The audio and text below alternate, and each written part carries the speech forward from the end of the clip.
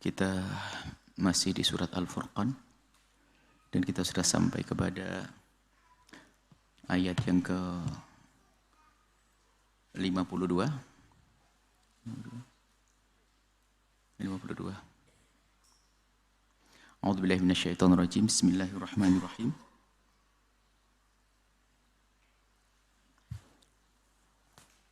Walau syi'na fala tuti'il kafirina wajahidhum bihi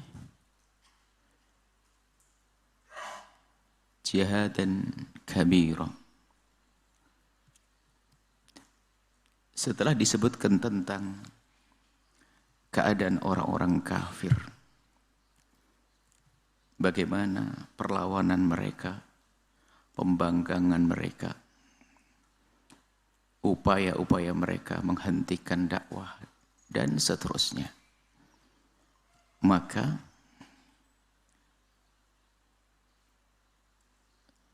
setelah kita tahu tentang keadaan musuh-musuh kebenaran, musuh-musuh Allah adalah menjauhkan manusia dari kebenaran, maka hasilnya adalah, kesimpulannya adalah, ya jangan dipatuhi. Maka disebutkan fala tuti'il kafirin. Kalau begitu jangan kau patuhi. Orang-orang kafir yang dalam hidupnya adalah untuk menghentikan dakwah.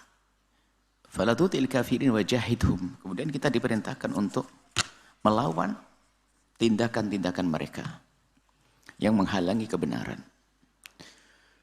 Dan di dalam Islam memang ada jihad itu, perang itu ada. Wajahidhum, perangi mereka, lawan mereka. Jihadun kabiran, dengan sungguh-sungguh. Jihad bukan jihad-jihadan, jihad yang serius. Jihadan kabiran yang serius. Kabiran maknanya besar, luas, dengan berbagai macam cara. Sehingga kalau kita memaknai jihad kan tidak hanya sekedar dengan senjata. Sekarang di bidang-bidang, di hal-hal yang lainnya pun terjadi peperangan. Sehingga hendaknya kita memikirkan jihad di dalam segala hal. Yaitunya jihad dan kabiro, bukan jihad yang kecil. Di dalam Islam, miskalumit tentang jihad ya, supaya Anda tidak kesan bahasanya Islam itu kerjaannya adalah memerangi, membunuh, dan sebagainya. Oh enggak. Di dalam Islam itu, jihad itu disyariatkan untuk menjaga. Disyariatkan jihad untuk menjaga 3 unsur dalam tatanan kehidupan manusia. Pertama adalah bumi pertiwi. Yang kedua adalah bangsa. Yang ketiga adalah peraturan dan undang-undang untuk menjaga bangsa dan bumi pertiwi. Sehingga di saat salah satu dari 3 hal ini diganggu, maka wajib kita melawan dan menghentikannya dengan istilah yang disebut namanya jihad. Selagi belum terwujud 3 unsur ini, Nabi waktu di Mekah belum diperintahkan untuk jihad. Nabi waktu di Mekah belum diperintahkan untuk jihad. Bangsa, perkumpulan Islam, orang Islam sudah ada. Undang-undang juga sudah turun, tapi waktu itu belum ada. Bumi pertiwi, belum ada negara yang resmi. Hingga sampai waktu baginda Nabi berada di kota Madinah, mendirikan perkumpulan dengan sebuah kepemimpinan, dan di dalamnya ada undang-undang, maka siapapun yang mengganggu salah satu dari 3 hal ini, maka layak untuk diperangi. Maka jangan dianggap peperangan di dalam Islam itu memulai kita. Kita tidak ada memulai dalam peperangan. Kalaupun ada terjadi misalnya agresi dari kaum muslimin terhadap non-muslim, yaitu kesalahan aturan, bukan syariat mengajarkan begitu. Yang ada adalah kita menyeru kepada dakwah. Menyampaikan berita kebenaran, kebaikan ke negeri-negeri. Dan itu pun bahasanya sederhana. Seperti kalimat Nabi Aslim Taslam, masuklah Islam kau akan selamat, dan seterusnya. Himbauan yang baik. Di saat mereka tidak bisa menerima Islam, asalkan tidak memerangi, hidup berdampingan. Hidup berdampingan, akan tapi kalau mereka belum apa-apa sudah membuat permusuhan, berarti sebetulnya musuhnya adalah bukan Islam saja, musuhnya adalah segala bentuk kebaikan, keadilan, kesejahteraan. Sehingga orang-orang atau negeri yang belum menerima tawaran kebaikan, berarti adalah potensi mereka untuk membuat kerusakan di muka bumi. Maka wajib dihancurkan. Sehingga terjadilah peperangan di dalam Islam. Jadi Islam, perang itu atas dasar untuk mempertahankan, yaitu manusia, penduduk, penghuni. Dan itu bukan saja orang Islam. Sehingga kalau orang non-muslim hidup di kalangan dalam lingkungan kaum muslimin, maka non-muslim tersebut terjaga bersama kaum muslimin. Selagi mereka adalah penduduk negeri kita, biarpun non-muslim tetap harus kita jaga. Nah, lanjut ayatnya. Ya Yuhan. Nah, ini adalah ayat ini sebenarnya pungkasan kemarin tertinggal, lanjutan daripada ayat sebelumnya, ada hubungannya dengan hal-hal sebelumnya tentang yang diberitahukan kepada baginda Nabi tentang keadaan nabi-nabi terdahulu, diganggu, Masya Allah, pembangkangan dan yang terjadi pada masa nabi-nabi sebelumnya, itu untuk menghibur baginda Nabi bahwasanya yang mendapatkan perlawanan dari umat bukan engkau saja, wahai Muhammad. Nabi terdahulu juga mendapatkan perlawanan. Dari kaumnya juga ada. Dari keluarganya juga ada. Bahkan juga kadang dari orang-orang terdekatnya. Nabi Nuh dari anaknya. Nabi Nuh dari anaknya. Kemudian Nabi Lut dari istrinya dan seterusnya. Ada. Maka Nabi dihibur dengan kisah-kisah itu bahwasanya dalam berdakwah tetaplah maju. Kalaupun ternyata ada yang kelewatan dari orang-orang dekat, itulah ada perlawanan dari orang dekat, jangan berkecil hati, tetap saja berjuang. Karena ada contoh-contoh dari nabi-nabi terdahulu. Dan itu harus kita turunkan kisah itu kepada kita saat ini. Dalam berjuang, berjuanglah karena Allah. Berdakwah dengan serius. Sungguh-sungguh. Kalau ada pertentangan, ada yang menghalangi, ya wajar dong. Namanya perjuangan. Dan kadang perlawanan ini bukan dari orang yang jauh di sana. Bisa jadi dari orang dekat dengan kita. Sehingga kualitas hikmah, bijak kita harus kita tingkatkan di saat kita berhadapan dengan orang-orang dekat. Sehingga tetap saja perjalanan dakwah adalah aman, nyaman, dan sukses. Itulah diperlukan namanya hikmah, kecerdasan di dalam menyikapi keadaan. Di dalam berjuang, baik kita lanjutkan. Selesai ini, kemudian setelah kita mengetahui orang-orang kafir memang modelnya begitu, hendaknya kita berjihad. Dan jihad disesuaikan. Disesuaikan dengan zaman apa yang... Jadi begini, serangan apa yang mereka berikan? Kita harus bisa menyelesaikan serangan tersebut dengan yang seimbang. Jika mereka menyerang dalam dunia pemikiran, maka kita membalasnya dengan penjelasan-penjelasan yang fasih dong. Teknologi ini berebut kita, bersaing. Secara zahir memang kata ini lagi terlambat kita kalah. Tapi kita tidak boleh menyerah. Tidak boleh menyerah alasannya kita ini ahli surga, kita ini ahli akhirat. Nggak usah ngomong gitu. Di dunia kita dunia bersaing. Saya hanya rindu surga. Iya. Bukankah surga diraih dengan jihad juga? Jihad itu memerangi segala bentuk kebatilan dengan bermacam-macam modelnya. Yang membuat kerusakan di bumi dengan bermacam-macam modelnya. Jihad di zaman ini kan berbeda-beda. Bukan sekedar senjata. Dulu kan hanya senjata, pedang, tombak, panah, selesai. Hari ini berkembang lagi. Mulai rudal dan sebagainya dari jarak jauh dan seterusnya. Belum lagi nanti perang-perang pemikiran. Dan seterusnya. Maka jihad dan kabiran ini harus dimaknai bahwasanya jihad yang besar. Artinya dalam berbagai aspek kehidupan manusia harus kita cermati. Jika ada serangan-serangan kepada manusia, kehidupan manusia yang sekiranya akhirnya menghancurkan Islam, maka harus kita serang, kita balas itu. Kita mempersiapkan itu. Sehingga menghadirkan generasi-generasi yang rindu untuk berjuang membela agama, ini penting. Kita suarakan, kita perdengarkan di telinga mereka tentang perjuangan. Hingga sampai miara kuda, seolah kuda kan perang ketinggalan zaman, seolah-olah begitu. Kalau kita dengar peperangan hari ini, hampir tidak ada menggunakan kuda. Semuanya sudah dengan yang berterbangan di awan. Kirim sana, kirim sini, meledak sana, meledak sini. Akan tapi ada makna yang agung di balik miara kuda. Kuda itu tidak akan kita biarkan begitu saja. Pasti harus kita sentuh setiap saat, kita perhatikan setiap saat, pagi, siang, malam, pagi, siang, malam, dan seterusnya. Maknanya apa? Bersamaan itu juga akan terus tumbuh semangat jihad di dalam diri. Sehingga miara kuda, main panah, dan sebagainya itu harus dimaknai membangkitkan semangat jihad. Sampai Nabi menggambarkan keberkahan diletakkan oleh Allah di ubun-ubunnya kuda. Ada apa dengan kuda? Tentunya di saat memandang kuda untuk jihad, membela agama Allah. Sambil menyentuh ubun-ubun kuda. Sehingga tetap disunahkan kita berkuda. Yang mungkin seorang berkata, baru maju ditembak kita main kuda. Tapi bukan itu, akan tapi menumbuhkan semangat jihad di dalam hati ini tidak ada hentinya. Bahkan Nabi juga mengimbau, menganjurkan segala bentuk untuk menjaga diri, keluarga, umat, agama, maka disunnahkan. Membuat sehat, sibahah, renang, rimayah, main panah, dan seterusnya. Artinya apa? Jihad itu dari dalam dulu dong.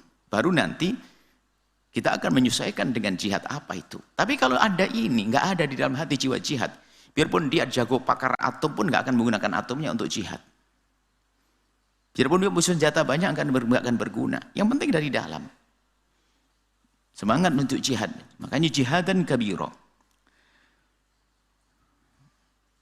Wa walladhi marajal bahraini hadha 'adbun furatun wa hadha milhun ujajun wa ja'ala bainahuma barzakhan wa hijran mahjura.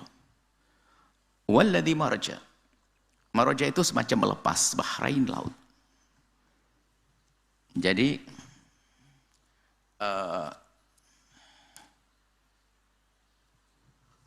gambaran ada laut, ada air tawar dan air asin. Air itu kan dilepas. Kalau kita lihat, begitu lepasnya air itu mereka tidak beraturan jalannya. Kapan ada dataran lebih rendah, maka dia akan masuk ke sana. Kalau kita ke atas bukit atau gunung yang tinggi, kemudian ada musim hujan, kemudian ada aliran-aliran terlihat, itu belok-belok. Kalau naik pesawat, lihat Sungai Kapuas dan sebagainya, kita bisa melihat bagaimana sungai itu belok muter. Karena memang tidak beraturan. Jadi akan menembus ke semua tempat yang bisa ia masuki. Ini. Marajah itu akhirnya dilepas, dibebaskan untuk jalan keluar, untuk kemana-mana. Akan tapi pun demikian, kadang di saat Allah membuat batas, itu bagaimana kisahnya? Ada di sebuah tempat itu, ada lautan, tawar dengan asin. Kalau air kan mestinya kan sudah kemana-mana, akan tapi terbukti ada air. Makanya Bahrain ada yang asin, dikatakan milhun ujajun atau adbun furatun, yakni sangat tawar. Kemudian juga ujajun, milhun ujajun yang asin-asin sangat. Ternyata di situ ada pemisah juga bisa. Yang sekarang sudah ditemukan ya ada tempat semacam itu, ada lautan yang terbelah, terpisah. Ini tawar, ini. Kok bisa nggak campur? Ini gimana caranya? Kemudian dimaknai lagi bahwasanya begitulah Allah memisahkan antara yang asin dengan yang tawar. Dengan macam-macam cara, kalau sekarang mungkin kalau kita perhatikan tentang kajian-kajian bagaimana air laut kemudian menguap, kemudian turun menjadi air tawar, kemudian air lagi di dalam laut terus berputar-putar. Dari sungai yang ribuan sungai, jutaan sungai adalah tawar semuanya, masuk ke air. Kemudian naik lagi, menjadi hujan lagi, dan terus begitu. Akan diturunkan di bumi dalam keadaan tawar. Padahal kalau kita tanya sumbernya dari air laut. Sudah dipisahkan oleh Allah dengan cara yang luar biasa. Ini kan bicara tentang keimanan dari sebelumnya, bagaimana membangun keimanan dengan merenungi ciptaan Allah, melihat semesta, bumi, air. Jadi kalau lihat masalah ilmiah ini kan hujan-hujan ini kan dari air laut yang naik. Air laut yang naik. Kemudian turun menjadi air tawar betul. Ini terlepas dari tadi, mungkin yang belum pernah menemukan adanya laut yang tidak ada batasnya tapi terpisah, yang satu tawar, yang sebelahnya tawar, yang sebelahnya adalah asin.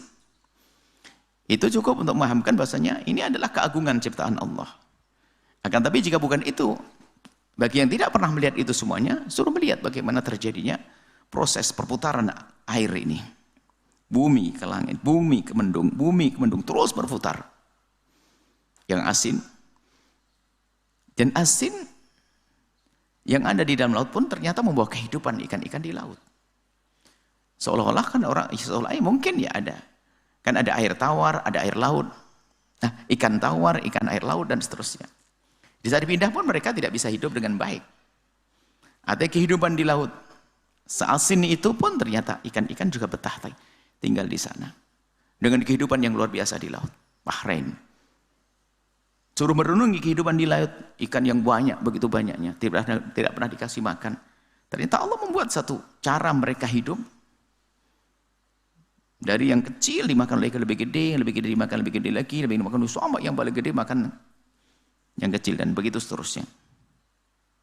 Yang gede selesai umurnya mati, dimakan yang kecil, betul lagi. Dan begitu terus. Dan seger-seger itu yang ditangkap di laut itu. Lebih seger daripada yang kita kasih makan setiap hari. Subhanallah. Begitulah kuasa Allah. Dan waja'ala bainahuma barzakhan. Jadi di antara air dan air itu ada pembatas. Wa hijran mahjura, yang bisa membatas sehingga tidak bercampur. Ada air seperti itu tadi, yang asin sama air tawar tidak bercampur. Yang lain bercampur, ikut apa percampurannya adalah apakah percampuran benar-benar bercampur, atau sesungguhnya antara asin, sebagian mengatakan antara asin dengan tawar tidak akan bercampur. Biarpun tampak bercampur, mereka juga dengan, kalau mungkin kita anggap air tawar punya kehidupan, air asin punya kehidupan dengan kehidupannya. Hanya berdampingan saja, tidak akan bercampur. Sehingga pada akhirnya bisa dipisah lagi. Antara air tawar yang datang dari sungai, kemudian ke laut, mereka tidak akan bercampur. Akan tapi, itu hanya berdampingan. Itu mungkin yang sesuai dengan dalam pembahasan fikih itu. Dalam mazhab Hanafi itu. Kalau mazhab Syafi'i kan mengatakan air najis bercampur. Air kan bercampur. Ya, kalau mazhab Hanafi enggak. Itu tidak bercampur hakikatnya. Karena yang najis tetap hanya berdampingan saja. Itu kan pembahasan fikih yang kalau kita hubung-hubungkan dengan pembahasan ini juga masuk. Dahsyatnya pemahaman para ulama. Kita lanjutkan. Walladzi khalaqa minal ma'i basyara. Suruh merenung lagi, Allah menciptakan manusia. Dari air adalah manusia. Dari air. Nah, tentunya kan dari air, kemudian dari tanah. Oh, tidak bertentangan. Asal mula kita adalah dari tanah. Mbah kita Nabi Adam. Setelah itu prosesnya adalah dengan air. Air mani. Air kemudian terjadi pembuahan, lalu terjadilah bentuk manusia. Jadi tidak bertentangan Al-Quran. Kalau ada orang berkata,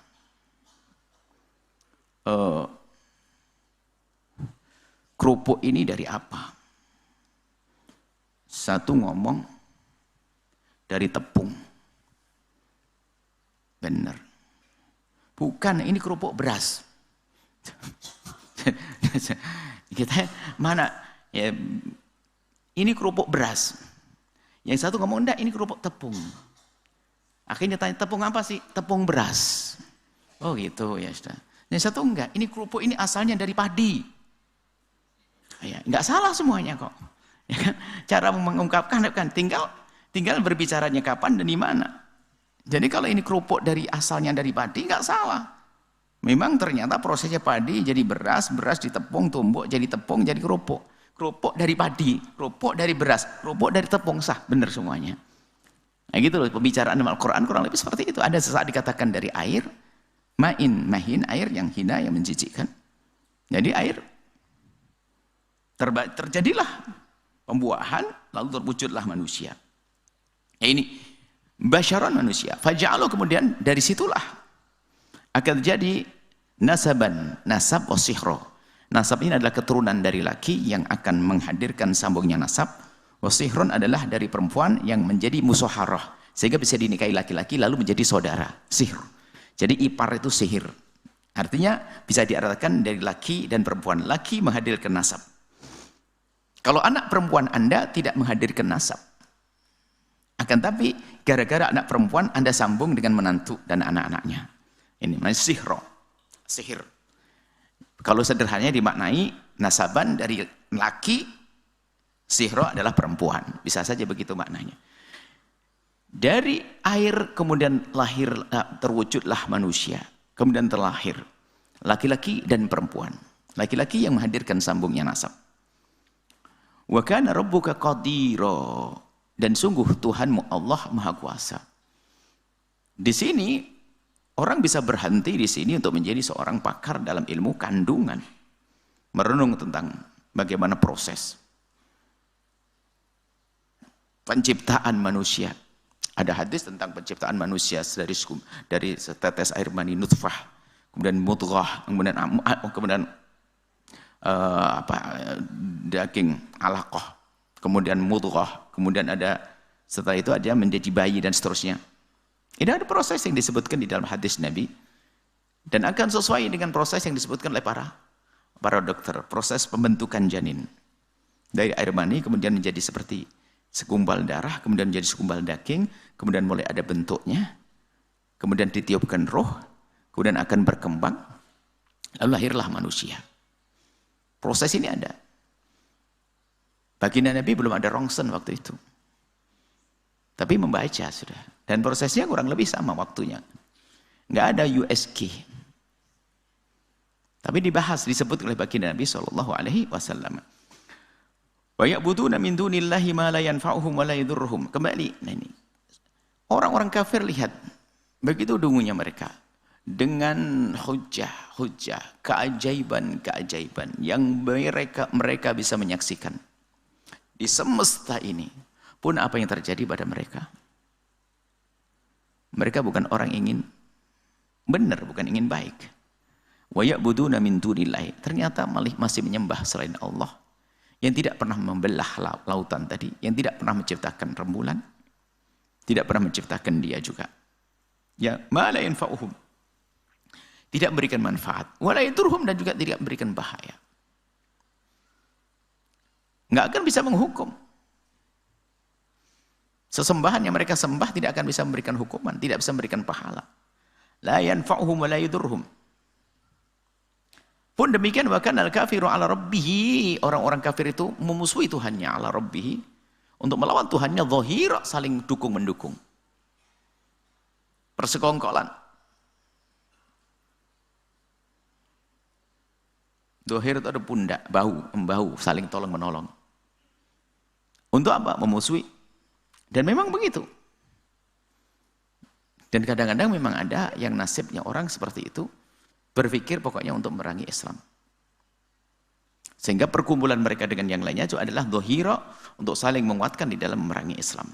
Itulah. Jadi orang-orang kafir ternyata tidak hanya sampai kepada ketidakpercayaan kepada Allah, kemudian mereka membuat satu kesalahan lagi menyembah selain Allah. Kemudian tidak sampai di situ, ada kejahatan lagi adalah mereka bahu-membahu untuk melawan apa yang Allah berlakukan. Orang-orang yang beriman dilawan, agama dilawan. Kemudian, wa ma arsalnaka illa mubasysyiran wa nadhira. Nah, itulah wahai Muhammad yang terjadi di lingkunganmu. Ada orang kafir, orang beriman.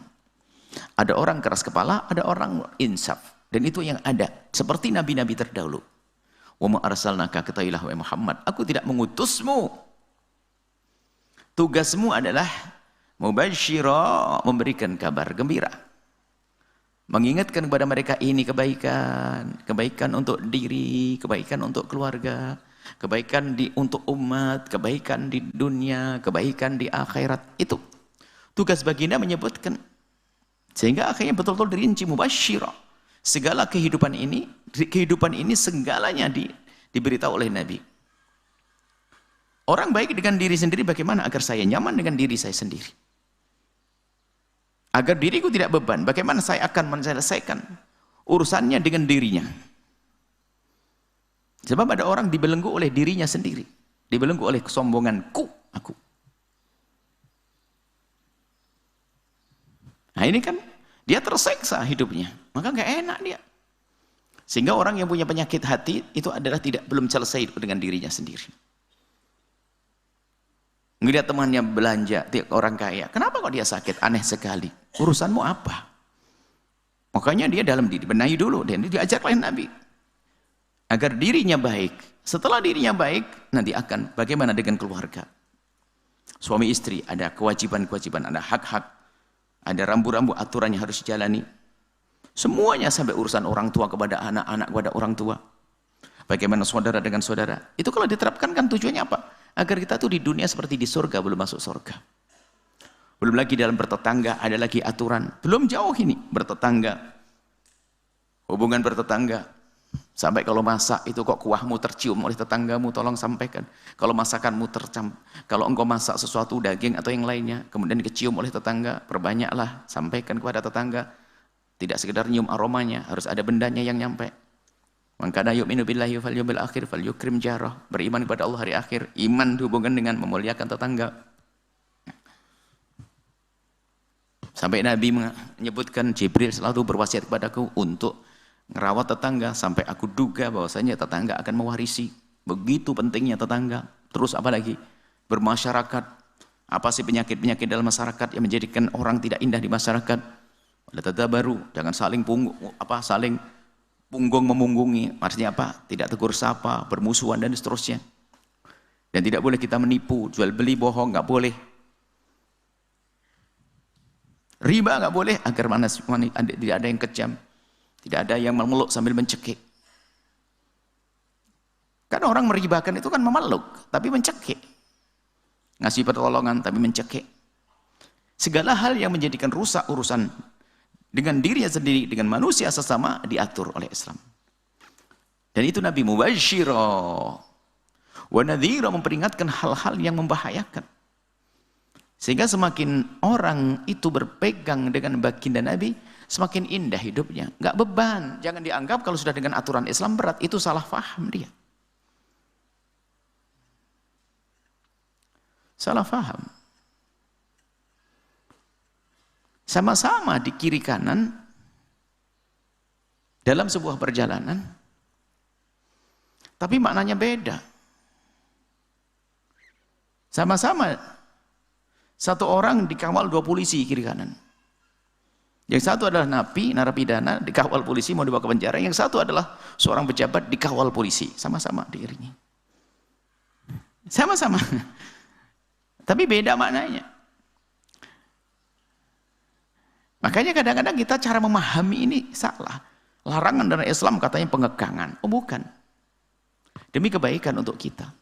Kita dilarang minum ini, dilarang makan ini, karena demi kemaslahatan kita. Dan itu yang harus kita tanamkan di hati kita. Semua yang datang dari Islam adalah untuk kebaikan kita. Karena datang dari Nabi, Nabi mubasysyir wa nadhira. Selagi membahayakan, itu yang dilarang oleh Nabi. Kalau itu sebuah kebaikan, akan diperintahkan. Keyakinan ini penting.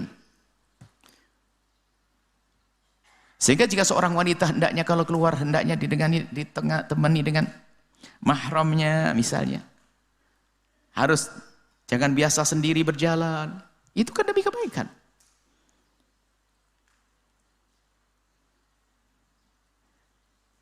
Ya jarang lah misalnya dalam dunia kejahatannya.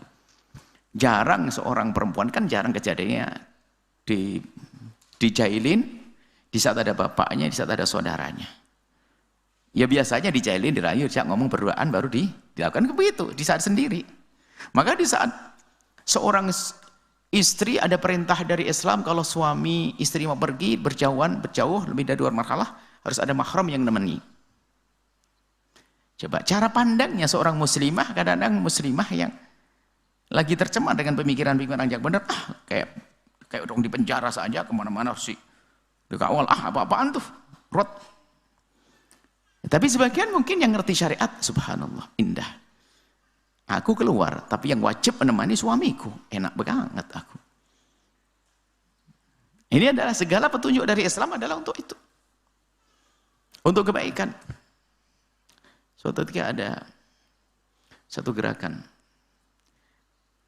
Ya, Islam yang ngaco lah. Mengatakan seorang perempuan boleh bebas ini dan sebagainya. Dengan bahasa yang sedikit mengejek syariat. Ah, keluar aja kok pakai mahram-mahroman.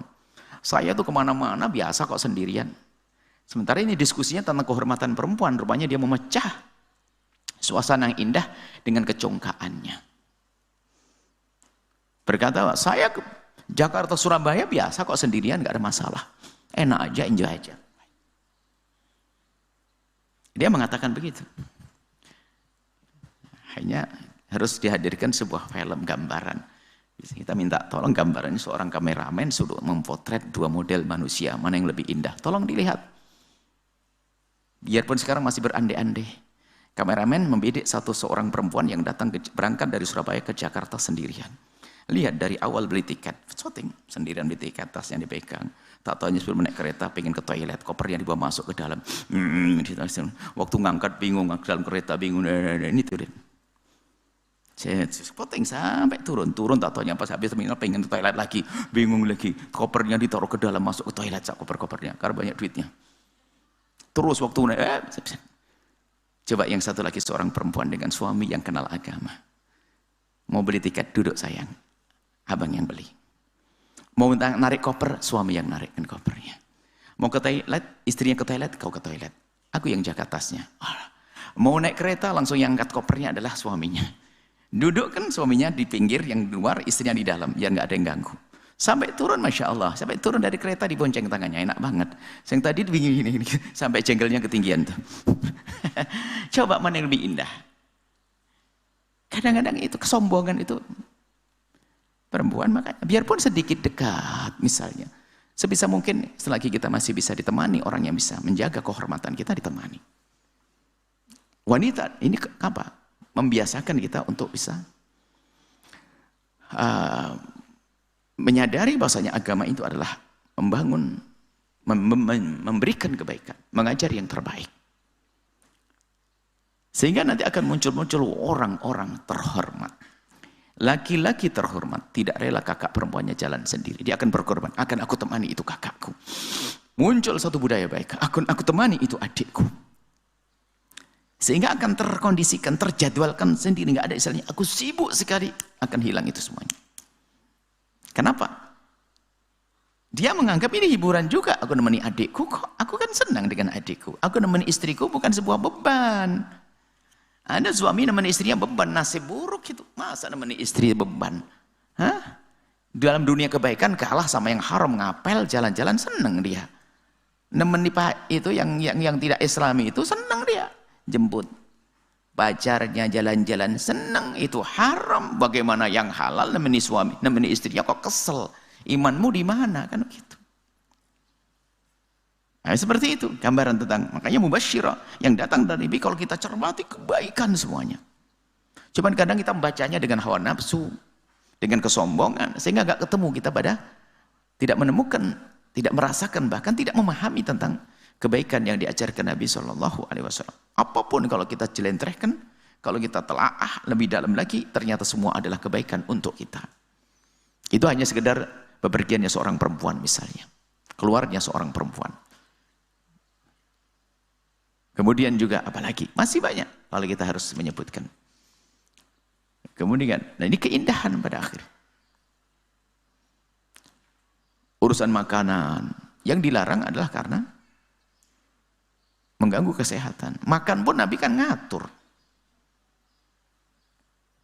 Hari ini dokter, ya rata-rata mengenai para dokter ya. Ya kalau sudah orang banyak penyakit biasanya langsung disalahkan apa? Piring. Pola makanmu gak bener. Semuanya dimasukkan sih. Jadwal makannya tidak jelas. Ada sarapan masih ada mentong. Yang bahasa Jawa. Nah, ini ada lagi plus makan. Makan yang tidak beraturan. Pola makan. Makan yang tidak beraturan membahayakan juga. Sampai Nabi menyebut tentang bagaimana cara makan. Subhanallah. Sampai mengatakan, awas, perut ini adalah tempatnya penyakit. Tempatnya penyakit. Maksudnya apa? Jika makan kita adalah bukan sekedar halal haram loh ya. Halal haram jelas haram menjadikan kita ke neraka. Halal pun ternyata tidak semua kita masukkan. Tidak semua yang halal kita masukkan. Di samping halalan kan ada terusannya thayyibah. Yang sehat dong, bukan sekedar halal. Halalan ada thayyibah. Nah, ini makanan apa lagi coba? Waris ini. Ada kadang-kadang permasalahkan. Mau makan enak aja kok susah. Bukan susah, boleh makan seenaknya, tapi yang enak yang sehat dong. Jangan enak bikin penyakit, untuk apa? Orang cerdas kok makan bikin sakit sehari. Makanya kalau kita mengerti pemakanan ini tidak sehat untuk kita, kemudian kita melanggar, sebetulnya kita bermasalah. Artinya kita belum bisa tahu mana yang maslahat untuk kita. Waris, kadang-kadang ada orang mencoba mengkritisi tentang waris. Makanya Nabi itu basyirun nadhira, semua adalah memperingatkan. Kalau sudah dilarang begini jangan lakukan. Kalau sudah memerintahkan itu sebuah kebaikan.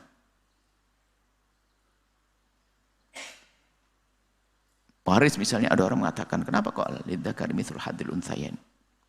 1 banding 2 dan seterusnya. Sudahlah, selagi Al-Quran menjelaskan begitu, Allah dan Rasulnya sudah patuh. Anak laki-laki dapat 2 bagian, perempuan dapat 1. Tapi kadang-kadang untuk, nggak bisa dong. Abang saya laki-laki sempat sekolah ke luar negeri. Saya nggak sempat. Sudah begitu dapat warisan saya lebih sedikit. Apa-apaan tuh? Dulu pernah tahun berapa ada salah satu mungkin.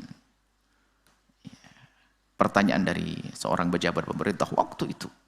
Yang menekuni agama sepertinya seperti itu. Menganggap bahasanya, kok aku merasa sepertinya. Itu sudah zaman tahun berapa itu. Kayaknya nggak adil, anak saya yang laki itu di luar negeri semua sekolahnya. Kemudian anak perempuan saya nggak sempat mengenyam pendidikan tinggi. Baru ini sudah menikah dan seterusnya. Kok setelah saya meninggal kok warisnya tetap anak laki-laki saya yang sudah menghabiskan biaya kuliah banyak-banyak. Nah, heboh waktu itu, lumayan ramai. Biarpun seorang anak tidak mengenyam pendidikan lebih banyak, akan tapi tetap berjatah semacam itu. Karena apa? Sudah diatur oleh Allah, pengaturan itu jangka panjang. Bukan sekedar hari pembagian saja. Mungkin kalau sederhananya kita pahamkan gini. Contoh, kakak beradik. Kakak adik, laki sama adik perempuan. Kemudian setelah itu mereka dewasa. Dapat peninggalan dari orang tuanya. Anggap saja uang nggak usah banyak-banyak deh, nggak usah miliaran deh. Yang ditinggal uang 30 juta.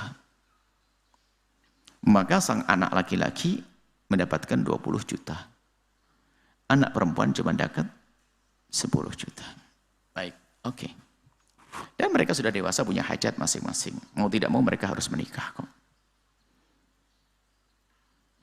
Tak tahunya betul harus menikah. Dan di kampung itu punya tradisi, kalau orang menikah itu harus memberi mahar. Bukan mahar wajib, tapi ada tradisi mahar, ada bilangannya.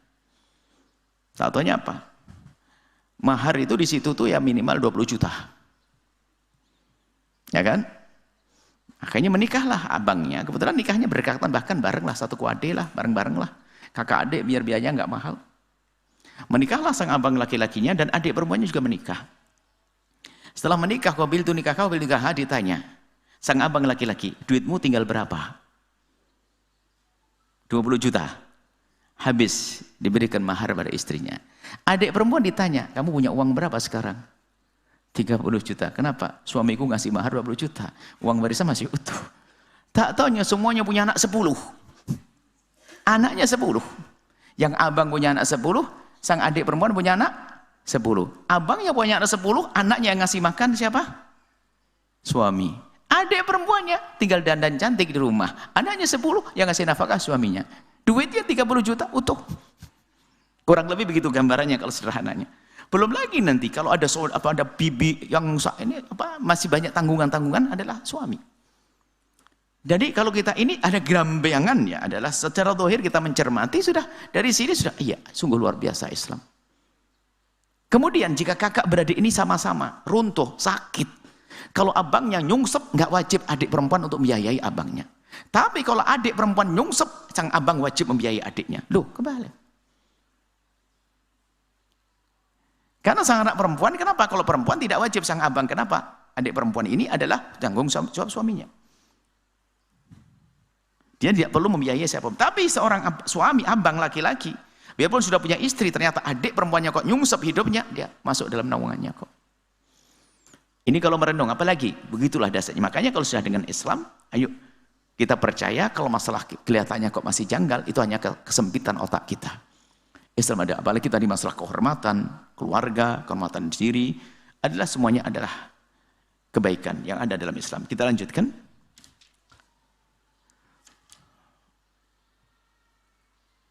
Sampai di sini saja insya Allah kita sambung. Qul ma as'alukum alaihi min ajrin illa man syaa'a ayyattakhidha ila rabbih sabila. Insyaallah pertemuan kita wallahu a'lam bissawab.